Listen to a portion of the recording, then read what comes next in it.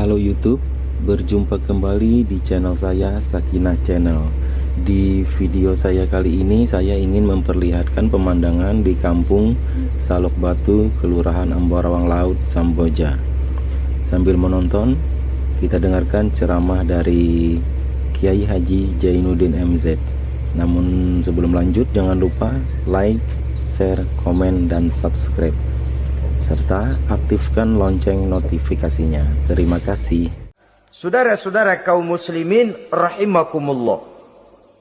Jadi pedagang yang jujur, pengusaha yang jujur merupakan salah satu roda perekonomian. Kegoncangan ekonomi akan menimbulkan dampak sosial yang sangat luas dan kompleks, yang pada giliran puncaknya, dampak paling negatifnya, dia sanggup menggerakkan terjadinya revolusi sosial. Bukankah sebagian besar gerak hidup manusia dimotivasi oleh keinginan untuk mempertahankan kelangsungan hidup? Dan kelangsungan hidup artinya mulut. Mulut itu artinya perut, dan itu artinya makan. Setelah itu mungkin baru pangan, baru sandang, baru dia berpikir pakaian dan sebagainya. Jadi karena dia merupakan penggerak roda ekonomi, pedagang yang jujur, pengusaha yang jujur mutlak diperlukan dalam kehidupan ini. Sebab sekali lagi, kejujuran akan membawa keberkahan, keberkahan memberikan ketenangan dalam kehidupan. Oleh karenanya kita umat Islam, biarin duit kita banyak, asal berkah. Itu tentu idealnya. Ketimbang dikit tidak berkah, lebih baik ia banyak, ia berkah. Dan keberkahan itu datang lewat kejujuran. Kejujuran ini sudah dicontohkan oleh Rasul pada saat beliau berniaga ke negeri Syam. Dikala berumur 9 tahun, bahkan dikala berumur 25 tahun, seketika membawa dagangan Sayyidatuna Khadijah yang kelak jadi istri beliau. Saudara-saudara, kita maklum bahwa solat merupakan sarana yang paling efektif untuk mendekatkan manusia kepada Allah. Makin dekat manusia dengan Allah, makin tidak senang iblis dan setan. Karena itu segala macam cara mereka berusaha mengaduk-ngaduk solat kita. Dan sesungguhnya, jikalau kita mengerjakan solat, itu kan targetnya cuma 2. Pertama, agar solat kita itu sah. Yang kedua, agar solat kita itu qabul, yakni diterima oleh Allah. Kalau soal sah dan tidak, ukurannya gampang. Saya kalau ditanya orang, Pak, solat saya sah atau tidak? Saya bisa jawab. Saudara, solatnya syarat rukunnya cukup apa tidak? Cukup, sah. Itu kalau perkara sah. Tapi kalau sudah perkara qabul, Pak, solat saya diterima atau tidak oleh Allah? Ini saya tidak bisa jawab. Kenapa? Soal qabul mencakup masalah batin. Cuma ukuran logikanya, kalau syarat rukun cukup, insya Allah qabul. Saudara-saudara kaum muslimin rahimakumullah. Oleh karenanya, pada saat kita sholat, iblis, setan datang dari segala macam penjuru, supaya kita kehilangan rasa khusyuk. Apalagi kalau kita jadi imam, yang gerak kita, bacaan kita dilihat, didengar, disaksikan oleh orang banyak. Digodanya gerakan kita, dibolak-baliknya hati kita, supaya di dalam sholat itu banyak yang kita ingat, hal-hal yang tidak ada hubungannya dengan sholat. Kadang-kadang belum sholat kita ribut nyari pulpen. Enggak ketemu, begitu takbir ingat pulpen di atas lemari. Mulai goncang lagi niat kita sholat. Kadang-kadang kalau hati tidak bisa dipermainkan, iblis berbisik lagi. Gerakan kita dalam sholat tidak mencerminkan kekhusyuan. Kalau gerak juga ternyata masih bisa khusyuk, bacaan kita dibuatnya kita seperti dikejar-kejar waktu. Sholat Isya misalnya, dengan cara kilat khusus, super singkat. Saya katakan tadi, apalagi kalau kita jadi imam, iblis mudah mendatangkan penyakit riya. Karena mengimami orang banyak, lalu supaya dikira alim, dibuatlah solatnya itu mantep-mantep. Surahnya dicari yang panjang-panjang, paling pendek sabihis sama wadduha. Tapi kalau sudah solat sendirian, cukup inna a'toinakal kautsar sama kul huwallahu ahad. Kayaknya khusyuk bukan main. Kalau imam, bahasanya dipaseh-pasehin kayak orang 16 tahun di Mekah. Usolli fardhol maghribi salasa raka'atin. Saudara-saudara kaum muslimin yang berbahagia, oleh karena solat merupakan sarana yang paling efektif untuk mendekatkan diri dengan Allah, maka orang yang khusyuk di dalam solatnya merupakan musuh utama daripada iblis. Sekarang bagaimana bisa khusyuk caranya? Kalau khusyuk 100%, rasa-rasanya sulit. Untuk sampai ke arah sana orang memerlukan tahapan. Kepada Imam Ali karramallahu wajhah, baginda Nabi pernah memberikan satu tes case. Ali, saya ya Rasul, kalau kau bisa sholat 2 rakaat saja dengan khusyuk, aku kasih hadiah sorban. Baik ya Rasul. Sembayang Imam Ali 2 rakaat. Selesai sholat, assalamualaikum, wassalamualaikum. Rasul bertanya, yang mana sorbannya Li? Tanpa nengok, Imam Ali menjawab, yang hijau ya Rasul. Setelah menjawab yang hijau, Rasul berkata, kamu tidak khusyuk Li. Kenapa? Soalnya tadi waktu sembayang mikirin, nanti kalau ditawarin sorban pilih yang hijau aja ah. Sehingga begitu ditanya, refleks menjawab, yang mana Li? Yang hijau saja ya Rasul. Oleh karena itu, menurut Al-Imam Nawawi, pada tingkatan yang paling sederhana, sudah sampai ke tingkat khusyuk, asal pada waktu takbiratul ihram ingat kepada Allah. Tapi jangan lupa, itu tangga pertama. Jangan ada fatwa begini lalu aman. Yang penting kan takbirnya ingat Tuhan, belasononya mau kemana kek. Bukan itu. Itu pada tingkatan pertama, sudah sah dipandang khusyuk. Solatnya orang awam, asal pada waktu takbiratul ihram dia ingat kepada Allah. Tetapi harus terus berusaha agar sepanjang solat dia ingat kepada Allah. Caranya bagaimana? Pertama, menanamkan diri bahwa pada saat kita sedang mengerjakan solat, yang lain tidak ada kecuali Allah. Yang kedua, berusaha memahami apa yang kita baca. Sehingga pada saat kita sujud, subhana rabbiyal a'la wa bihamdi, terbayang kemahasucian Allah, kemahatinggian Allah. Sehingga hati tidak mengembara, mulut berucap, hati mengikuti apa yang diucapkan. Yang kadang-kadang membuat hati kita jalan-jalan, badan di masjid, badan takbir, badan ruku, tapi hati di pasar, hati di kantor, hati di pabrik. Karena yang kita ucapkan tidak berakar di hati.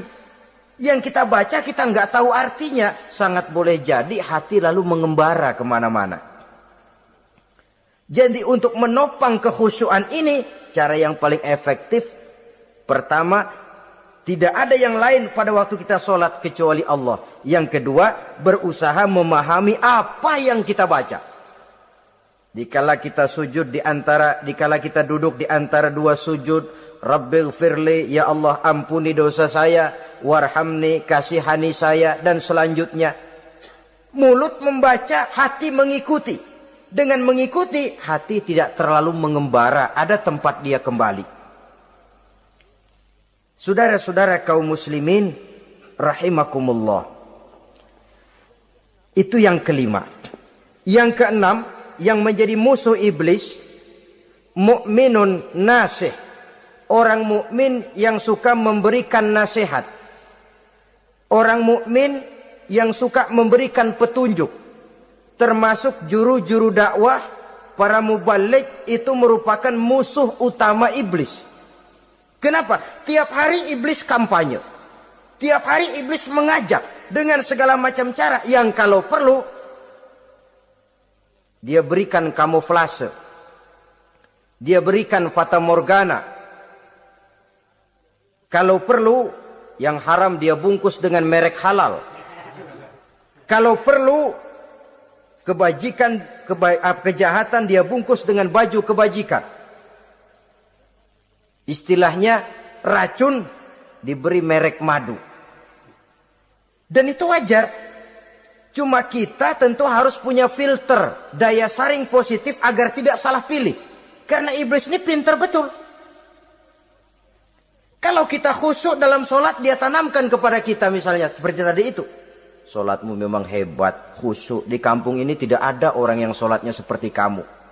Tertanam itu dalam hati kita, timbul ujub. Akhirnya, iya. Gue lihat-lihat di kampung sini kagak ada yang sembayangi kayak gua. Nah, sudah masuk iblis. Jadi dia pandai mengikuti gerak hati dan irama denyut jantung manusia ini. Kemana kecenderungan manusia, ke situ dia masuk. Pendeknya iblis itu kendang. Saudara-saudara kaum muslimin rahimakumullah. Termasuk juru-juru dakwah, para mubalik, orang yang suka memberikan nasihat ini. Mereka memberikan filter kepada umat, kepada jamaah, jangan sampai salah pilih. Dan iblis menyesatkan kita supaya kita salah pilih. Satu contoh ringan. Kalau di depan saudara ada 2 buah gelas, yang segelas isinya jamu, yang segelas sirup. Kira-kira saudara minum yang mana? Jamu. Jamu apa sirup? Jamu. Sirup apa jamu? Orang yang pikirannya panjang, dia pasti minum jamu. Pahit memang, getir memang, tapi besok badan sehat, tenaga kuat, gairah kerja ada, kreativitas timbul, semangat menghadapi kehidupan tumbuh. Orang mukmin, orang yang berpandangan jauh ke depan. Pandangannya panjang. Panjang kemana? Tidak cuma ke dunia, sampai juga dia memandang ke alam barzakh, ke akhirat. Sholat itu jamu, pahit. Ngaji, hadir di majelis taklim, itu jamu, pahit. Sedekah, jamu, pahit. Mengeluarkan uang untuk kepentingan orang lain. Enak aja minta sumbangan, datang-datang yang nyari peres keringat banding tulang gue, lu datang-datang mau minta. Yang enak ngumpulin harta, lalu bakhil bin pelit alias medit. Itu jamu. Saudara hadirin yang saya muliakan, sedekah jamu pahit. Puasa jamu pahit. Jihad jamu pahit. Tapi nanti begitu kita meninggalkan dunia, masuk ke alam barzakh, apalagi pindah ke akhirat, baru terasa, aduh, nikmatnya dulu kemarin itu minum jamu, sekarang badan sehat, tenaga kuat, kerja semangat. Nikmatnya dulu saya waktu di dunia sholat, rajin ngaji, suka sodako, suka menolong orang. Sekarang terasa manfaatnya. Begitu saya berada di alam barzakh, apalagi sudah dibangkitkan di padang mahsyar di akhirat nanti, terasa seluruh kebajikan yang saya kerjakan. Nah, orang yang berpikir jangka pendek, cuma ngelihat yang ada di depan hidungnya saja. Ngapain minum jamu getir, sirup nih, manis. Dia minum. Dia ambil sirup, minum. Manis memang pada waktu minum. Tapi besok bibir jontor. Meninggalkan perintah Allah, sirup itu. Manis. Tidak sholat, manis. Tidak bayar zakat, sirup, manis. Tidak mau puasa, sirup, manis. Manis sekarang. Tapi nanti besok begitu masuk ke alam barzakh, begitu dibangkitkan di padang mahsyar di akhirat nanti, merintih kita menahan penyesalan yang sudah tidak ada artinya lagi. Sampai-sampai penduduk mahsyar itu ada yang berkata, diceritakan dalam Quran, ya laitani kuntu turaba. Wahai celaka, kenapa kita enggak jadi tanah saja? Menyesali kejadiannya. Andai kata mereka bisa kembali ke hidup di dunia lagi, mereka akan minta kejadian yang kedua untuk berbuat baik. Tapi tentu sudah penyesalan yang tidak ada gunanya lagi. Maka saudara-saudara, emang cuman jalan duluan kecebur di sumur yang nyesel duluan.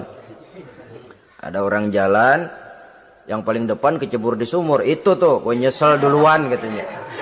Nyesel duluan. Yang lain mesti nyeselnya belakangan. Saudara hadirin yang saya muliakan. Nah, orang yang suka memberikan nasihat kepada orang lain dimusuhi iblis. Kenapa? Tentu nasihat yang membawa kebaikan. Iblis nggak senang betul itu. Kita nasihatin teman, udah berhenti dah, jangan pada mabok lagi. Iblis gergetan bener. Ini orang dilarang lagi. Kita nasihati teman, udah jangan masang-masang lagi dah, nggak bakalan kena, dikebohongin. Nggak ada orang jadi kaya masang judi, bangkrut malah loh. Ini kan termasuk tipu daya iblis, judi dinamain sumbangan. Itu sama saja itu, madu, racun mereknya madu. Judi dinamain sumbangan. Kalau Kang Beca pada nyumbang. Kayak orang kaya lagunya.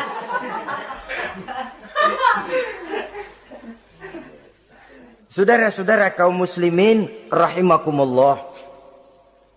Adalah kewajiban kita memang untuk tawasau bil haq, saling nasihat menasihati. Setiap kita juru dakwah, setiap kita wajib menyampaikan apa yang sudah kita tahu kepada orang yang belum atau kurang tahu. Saudara yang bisa bismillah wajib mendakwahkan bismillah itu kepada orang yang belum tahu bismillah. Saudara bisa Fatihah harus menyampaikan itu kepada orang yang belum bisa Fatihah. Persetan dengan orang lain. Apalagi yang cuma kerjanya ngeritik saja, lu baru bisa Fatihah doang udah ngajar. Biar aja yang diajarin gak bisa Fatihah kok. Apa masalahnya pemerataan di bidang keilmuan? Sebab memang biasa penonton itu selalu lebih pandai menilai, kayaknya lebih pintar dari yang main. Sama saja orang nonton bola ngomel melulu. Padahal dia sendiri belum tentu bisa main. Dengerin orang pidato pun begitu. Monten bisa. Wah, kalau dia yang pidato 1 jam kayak semenit. Tapi kalau si Ano tuh kita udah pegel belum juga mau berhenti. Monten bisa. Coba dia suruh pidato. Udah 1/4 jam masih ama ba'du. Apa mau dibilang ama ba'du?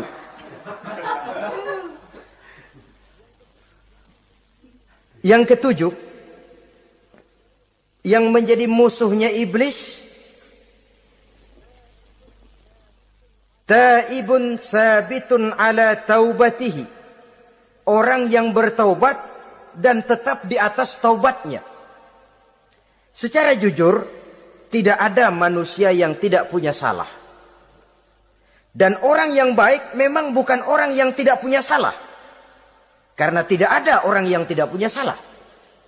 Orang yang baik adalah orang yang apabila melakukan kesalahan dia segera sadar, dijadikannya itu sebagai pelajaran untuk tidak diulanginya lagi pada masa yang akan datang.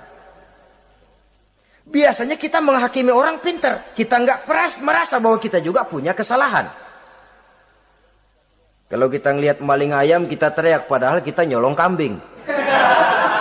Lebih besar dari si maling ayam, merasa diri lebih benar dari yang lain, padahal kita lebih kotor dan lebih jelek. Hilang sifat introspeksinya.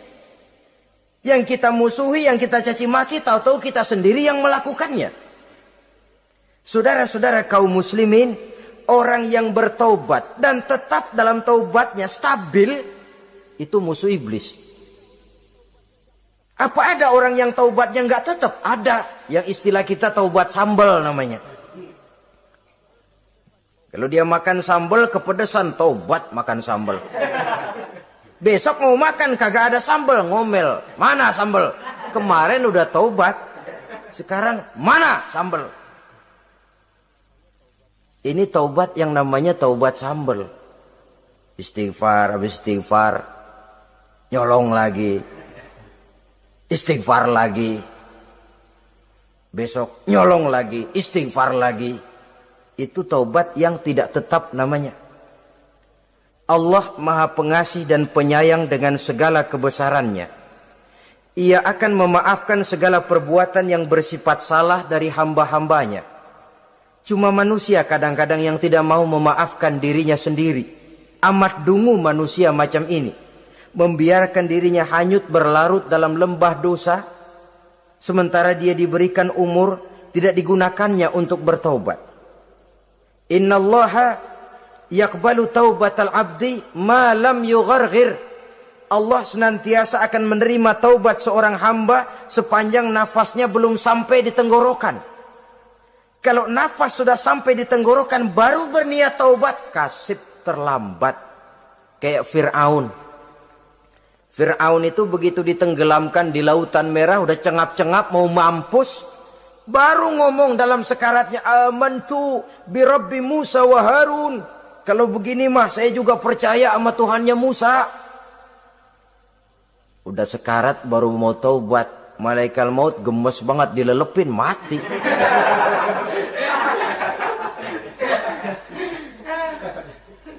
Nah, kepada adik-adik remaja, biasanya kalau sudah bicara taubat, pikiran kita, taubat mah urusan 70 tahun ke atas. Kita masih lama ini. Sebenarnya tidak. Masalah taubat adalah masalah salah dan dosa. Masalah salah dan dosa adalah masalah manusia. Sejak dia akil balik sampai ajal datang merenggut nyawa. Hidup ini tidak selalu berjalan mulus. Hidup ini tidak selalu berjalan di atas kertas putih. Kadang kita tersilap, kadang kita tersalah. Kadang situasi dan kondisi menyebabkan kita berbuat lain dari yang seharusnya. Itu kehidupan. Silih berganti. Oleh karenanya pesan Nabi, wa'at bi'i sayyi'atal hasanah. Perbuatan salah ikuti dengan kebajikan. Dosa iringi dengan taubat. Jangan nunggu. Saya untuk taubat takut nanti bikin lagi. Nah, ini namanya punya harapan mau bikin lagi. Nanti aja dah kalau tua-tuaan. Saudara, kalau dosa itu ditumpuk, itu sama saja kotoran yang menodai hati. Kalau kotoran gak rajin kita bersihin, dia akan berkarat. Dan kalau sudah berkarat, sudah sulit untuk dibersihkan. Itu makna ungkapan Imamul Ghazali, hati manusia sebening kaca. Lapisan dosa yang dia kerjakan adalah debu yang menutupi jernihnya kaca. Orang yang bersih dari dosa, dekat dengan Allah, hatinya jernih seperti kaca. Dari hati yang jernih, radarnya kontak kepada Allah. Sinyalnya nyambung channelnya itu. Getarannya hebat. Wajar kalau lalu dia bisa tahu apa yang besok akan terjadi. Diberitahu oleh Allah. Yang namanya ilmu laduni itu. Ilmu yang ditransfer langsung oleh Allah. Karena kebersihan hatinya. Mana ada orang gak belajar bisa pinter. Iya, kalau hatinya butek emang gak ada. Tapi kalau Allah mau berberangkat dari hati yang bersih, yang kontaknya nyambung kepada Allah, hati itu seperti kaca, kata Imam Ghazali. Dosa yang kita lakukan adalah debu. Kalau debu sedikit datang kita lap, datang lagi kita bersihin, datang lagi kita bersihin, insya Allah nggak sampai jadi noda di atas kaca itu. Tapi kalau nunggu debu itu sampai bertumpuk, besok aja ngelapnya dah, besok aja ngebersihinnya, bertumpuk dia, sulit membersihkannya. Walaupun kena, nodanya tentu tertinggal di atas kaca itu. Karena itu, dalam kehidupan remaja misalnya, pemuda misalnya, kita tidak bisa menolak mode, tidak bisa menolak musim. Modenya disco, modenya breakdance, modenya joget, modenya jaipongan, mode. Pada waktunya habis, ya habis. Tapi bagaimanapun dia akan punya dampak, memberikan bekas dalam membentuk kepribadian. Dan ini efek yang tidak kita inginkan. Efeknya, bukan modenya itu. Jadi oleh karenanya, saudara-saudara, masalah taubat bukan masalah 70 tahun ke atas. Tapi masalah manusia, sejak dia akil balik sampai ajal datang merenggut nyawa. Sepanjang nafas belum sampai di kerongkongan, Allah akan menerima taubat seorang hamba. Bahkan dalam hadis qudsi Allah menyatakan, "Lau amiltumul khotoya hatta mala'atis sama, thumma nadimtum, fataballahu alaikum." Kalaupun kamu berbuat dosa sampai penuh langit dengan dosamu, kemudian kamu bertaubat dan menyesal, Allah pasti akan menerima taubatmu. Jadi orang yang taubat dengan sebenarnya dan tetap dalam taubatnya itu musuh iblis. Tapi orang yang taubatnya angin-anginan, iblis demen banget. Dari sembahyang, besok mabok, besoknya lagi nyolong, besoknya lagi zina, besok taubat lagi. Kata iblis, surak, iya lu gocet dah Tuhan.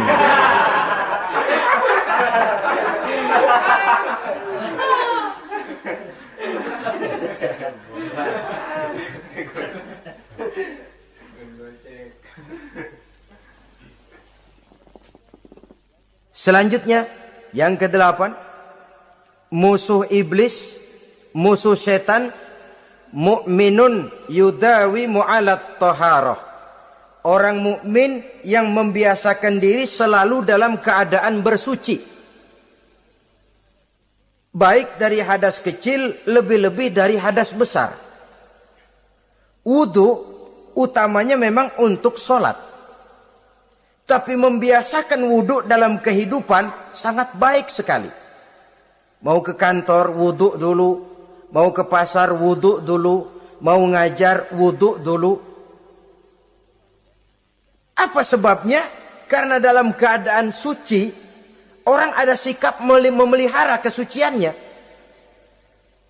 Kalau kita naik PPD pagi-pagi gelantungan, kalau punya wudhu, hati-hati kesenggol perempuan juga sayang sama wudhu. Tapi kalau nggak punya wudhu, jangan kesenggol, kita nyeruduk.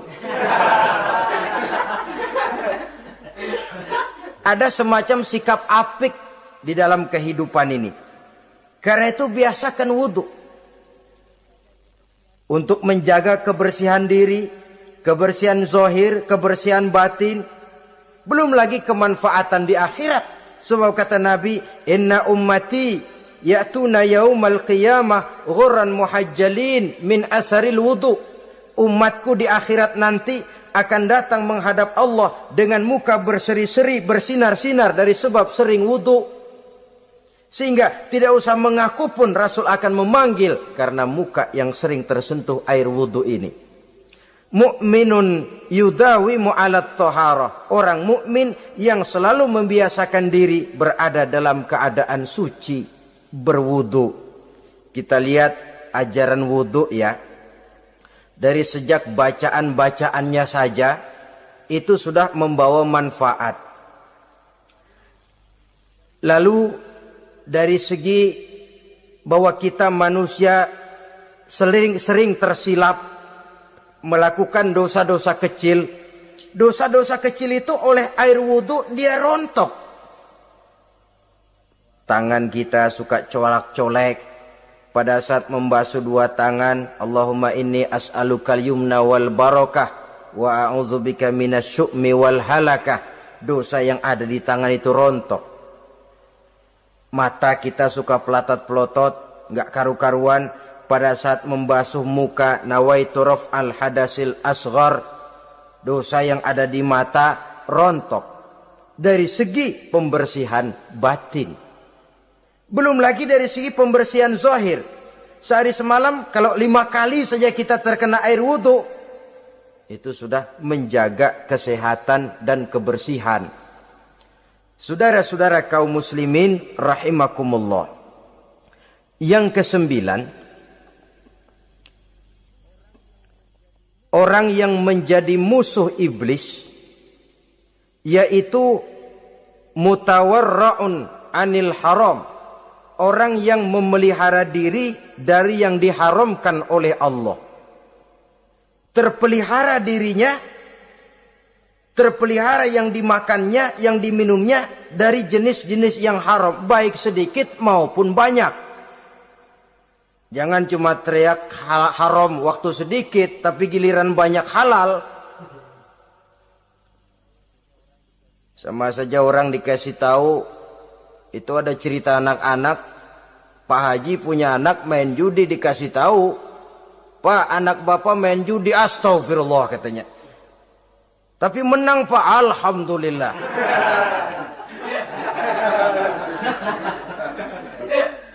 ini kan sama saja. Giliran sedikit dibilang haram karena dia nggak dapat jatah, begitu dapat banyak dan dia kecipratan jadi halal. Yang sedikit haram, banyaknya pun juga haram. Yang banyaknya haram, sedikitnya juga haram. Ada orang bilang minuman keras kalau nggak mabokkan nggak haram. Yang memabokkan banyaknya, sedikitnya tetap saja haram. Ma askaro kasiruhu faqaliluhu haramun. Apa yang banyak menyebabkan jadi mabuk, sedikitnya pun juga haram. Saudara-saudara kaum muslimin, yang ke-10 yang terakhir, musuh daripada iblis ialah mukminun rahimun, orang mukmin yang berhati pengasih, orang mukmin yang suka menyambung silaturahmi, orang mukmin yang tidak suka bertengkar, orang mukmin yang tidak suka marah-marahan. Kalaupun terpaksa marah, tidak lebih daripada 3 hari. Jadi boleh saja marah kalau alasannya tepat, tapi nggak lebih dari 3 hari. Kalau perlu bikin perjanjian, kita marah ya 3 hari. Itu limit, tidak halal kata Nabi bagi seorang muslim menjauhi saudaranya lebih dari 3 hari. Tidak halal itu artinya haram. Kita ini kadang-kadang kalau sudah marahan sama tetangga kah, sama teman kah, kadang-kadang suka berlaku perpanjangan waktu. Tidak cukup perpanjangan waktu, ditambah lagi perpanjangan generasi. Enggak cukup kita yang marah, orang lain kita sundut-sundut supaya ngikut marah lagi. Marah pakai ngundang.